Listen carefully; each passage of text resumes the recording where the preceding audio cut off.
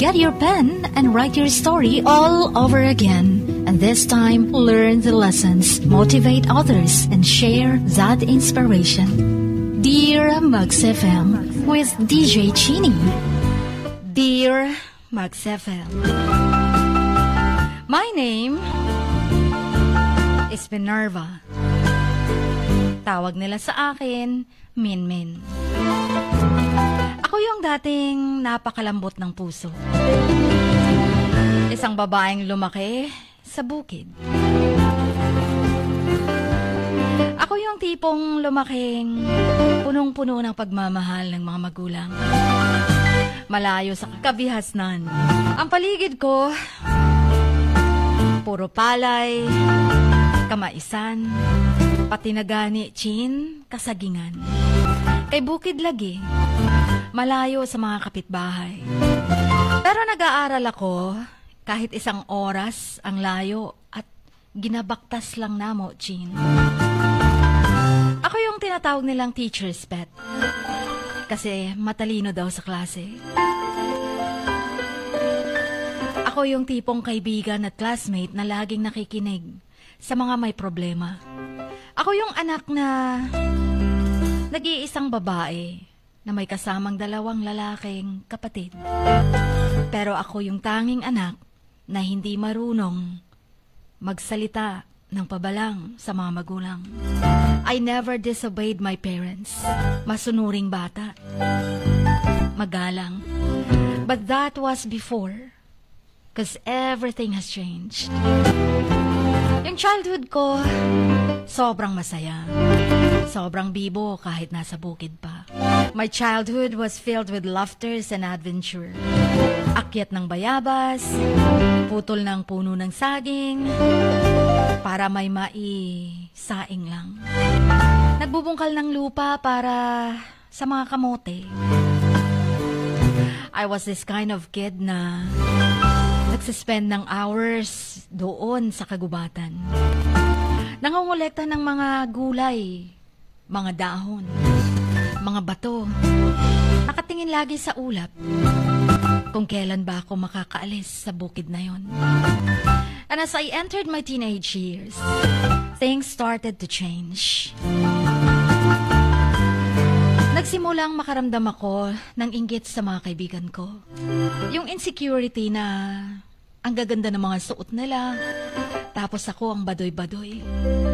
Punit-punit pa. Although malinis naman damit ko, pero halatang halata sa tsinelas, sa mga kuko, sa buhok na walang shampoo-shampoo. Napag-iwanan na ako ng panahon. Para bang nasakal ako sa expectations na tinitingnan nila sa akin. Ine-expect nila, lalo na ng mga magulang ko, ang mag-excel sa grades. Yung mga teachers ko, they wanted me to be a model student. My friends, gusto nila lagi akong kasama sa ang lakad nila. Pero hindi pwede. Malayo pang lalakbayan ko, pauwi ng bahay. Nung nag-15 years old ako, going 16, I felt like I was losing myself in the process. Kaya isang araw, galing ako sa school, naglakad-lakad muna ako sa mga tindahan. Tinitingnan kung kailan ko mabibili yung mga nakadisplay doon. Hanggang sa may nakilala akong grupo ng mga kids na kakaiba sa lahat. Hindi katulad ng mga classmates ko. Hindi katulad ng mga ibang bata na nakilala ko. Sila yung mga grupo ng kabataan na wild and free. Yun bang hindi takot kung anong gagawin nila? Hawak nilang oras nila para bang walang mga problema. Hanggang sa nagsimula ako makihalubilo sa kanila. Tuwing paglabas ko ng school, sa kanila ako dumidiretso. Sumasama-sama kahit saan. And they introduced me to the world of, alam mo ya, yung punk rock music. Wild. Yung mga punit-punit na mga pantalon. Binigyan nila ako ng mga kung ano-anong mga damit na parang wild na masyado. Hanggang sa masyado akong nalulong yata sa kanila. Nagustuhan ko ang pagiging wild and free nila. Pati mga buhok nila, kung sa Bisaya pa, bulaw. May green, may blue. And I was fascinated by their carefree spirit. Yung bang wala silang pakialam sa mundo. Wala silang sinusunod na batas o mga rules sa bahay. So I started hanging out with this new crowd. Slowly but surely, nagsimula akong mag-transform. Pinaputulan kong buhok ko. Sila ang nagunting nito. Yung alagang-alaga ng nanay ko na buhok, kinulayan nila ng shade of purple. Yun bang matingkad na kulay ng ube. And started wearing ripped jeans, tapos yung malalaking t-shirts na parang nasa banda. Nung nakita ng parents ko yun, nagulat sila. They were horrified. Pero hindi na ako nakialam pa. Ano mang sinabi nila, wala akong pakialam. Pinagtatawanan ko lang sila. Sabi ko sa kanila, hindi na ako bata. Hayaan nyo na akong mag-explore sa mundo. At minsan lang ako umuwi din sa Bukidnon. Doon na ako halos nakikitambay sa isang bahay ng kabarkada ko. Hanggang sa yung buong mundo ko, umiikot na lang sa mga barkada kong yun. Parang binalatan ako ng bagong ako. I was no longer the kind, gentle Minerva na laging inuuna ang kapakanan ng iba.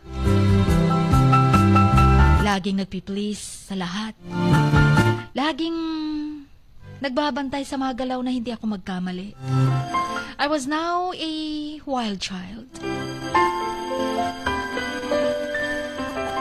Yung dati bang takot magsalita at sabihin kung anong nasa utak ko. Ngayon, I'm free to speak my mind and assert my independence. Rebelde na akong rebeldeng tawagin pero hindi naman ako naglayas. Gusto ko lang mag-explore ng mundo. Yung ako na walang pumipigil. Hindi nagkulang ang parents ko na pagbibigay ng aral sa akin. Pero wala eh, sumurrender din sila. Dahil ayoko talagang sumunod na. I was finally free. Pero alam mo yung bago kong natagpo ang freedom, para bang may kabayaran. I started to lose friends, yung bang hindi nakaintindi sa akin, sa bago kong personality. Alam mo yung maraming nawalang mga kaibigan, dahil hindi nila tanggap kung ano ang pagbabago ko. Ang parents ko, naging malayo na ang loob sa akin. Until my grades began to slip. Yung relationship ko with my family members, sa mga kuya ko, para bang naging strangers na kami. I was living in the moment but I wasn't thinking about the consequences. Looking back, I realized na parang sumusobra na rin pala ako. Hindi ko na nakita yung mga mahalagang tao sa buhay ko. And I hurt people I cared about. But I also learned valuable lessons about identity.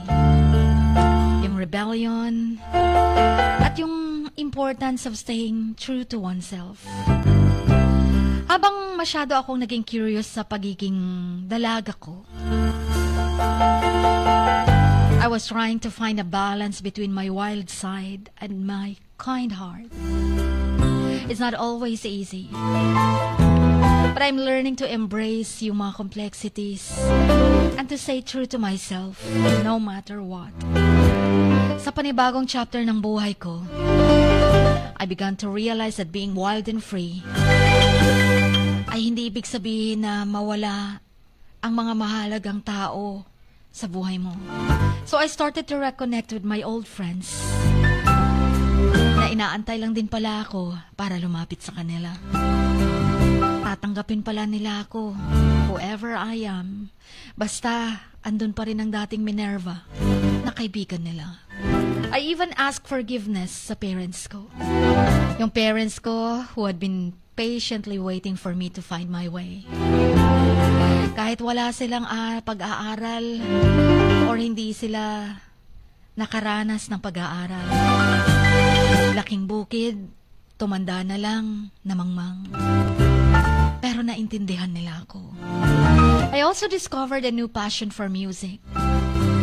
Nagsimula akong magtugtog ng gitara, magsulat ng mga kanta. It was a way for me to express myself and to process my emotions and to tell my story. Yung bang nagsimula kaming bumuo ng banda. Nag-perform sa mga local venues lang.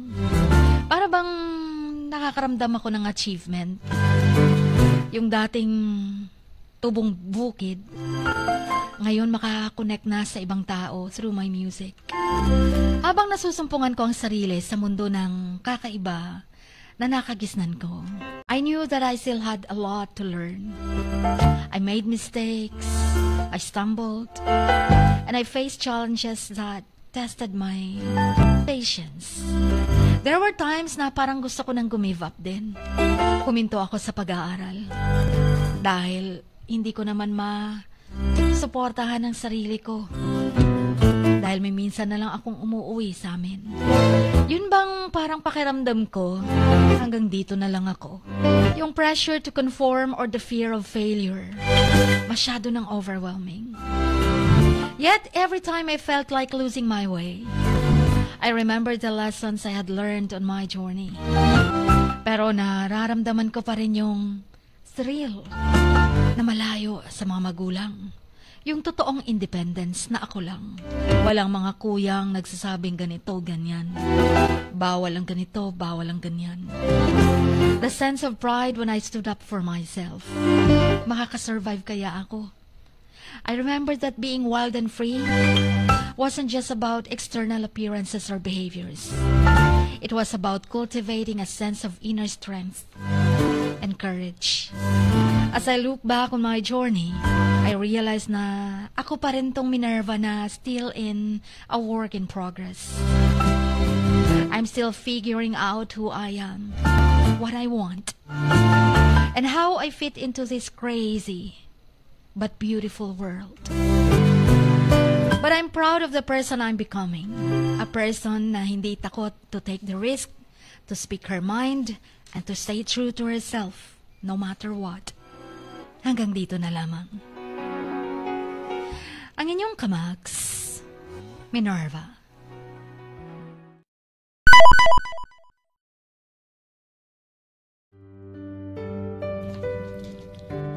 Sa bawat pagluha mo, may nakatagong kwento.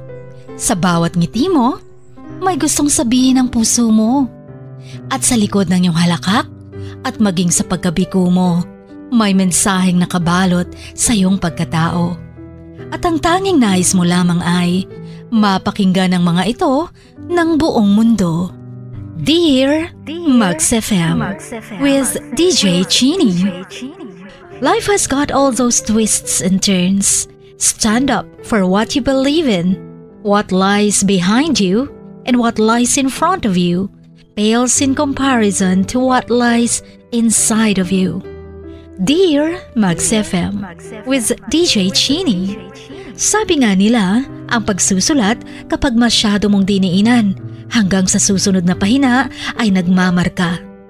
Katulad ng pagmamahal, kapag masyado mong ibinigay ang lahat, yung sakit na gawa ng nakaraan, dala pa rin hanggang kasalukuyan.